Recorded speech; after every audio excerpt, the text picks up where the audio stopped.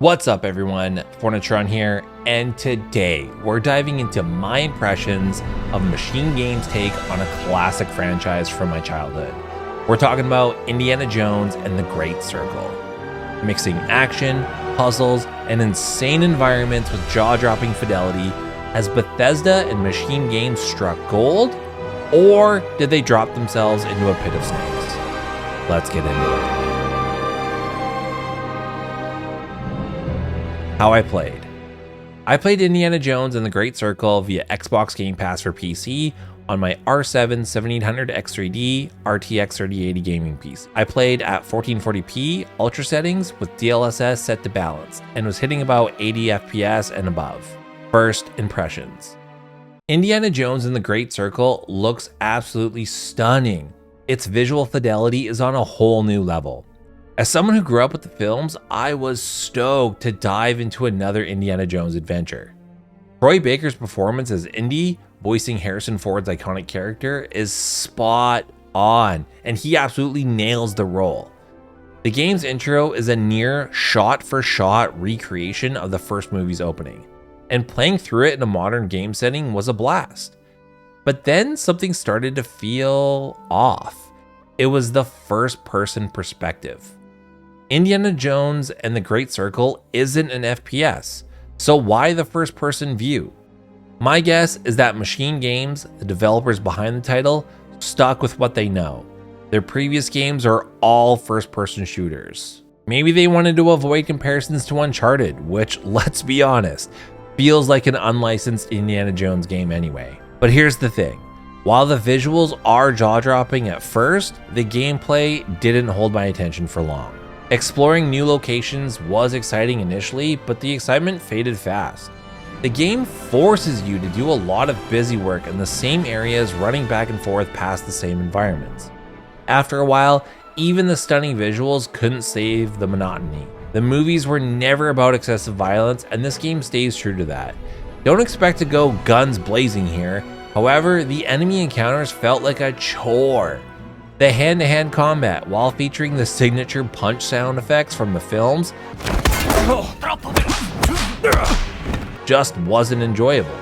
Stealth is clearly the preferred approach, and while it's not my favorite playstyle, I found myself relying on it to avoid the clunky melee combat. One of the early missions involves buying a camera to solve puzzles, and of course, you don't have enough money.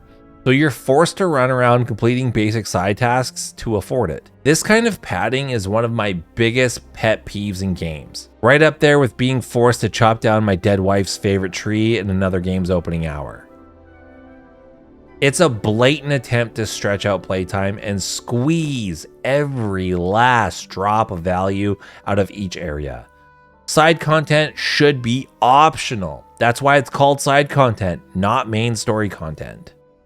What worked? Visuals and movie spirit. The game's visuals are stunning, and the cutscenes perfectly capture the spirit of the first three Indiana Jones movies. This was a definite high point for me.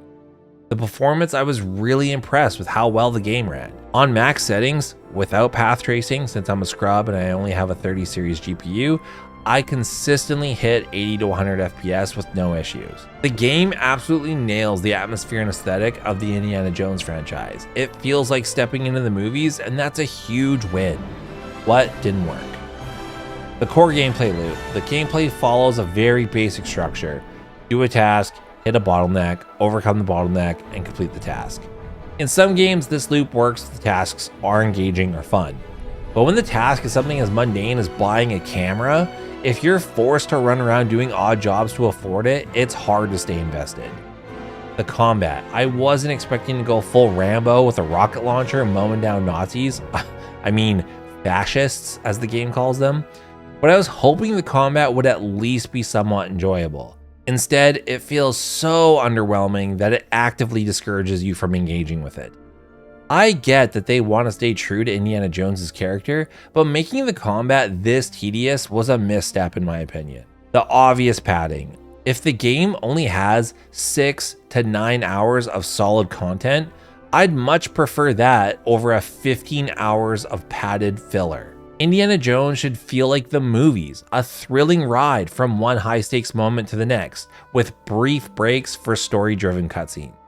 Instead, the pacing drags, and somehow they manage to make Indiana Jones boring. Worth continuing. No. Unless you're the type of gamer who loves stealthing around, avoiding conflict, and just wants pretty hallways to walk down, if that's your thing, then this game is 100% for you. But if you're looking for engaging gameplay, fun action moments, and great storytelling, this game will likely leave you feeling unsatisfied. Final thoughts. Damn, Machine Games. How the hell do you mess up Indiana Jones? Based on internet hype, I thought this was going to be the next Game of the Year contender. Instead, my suspicions were confirmed.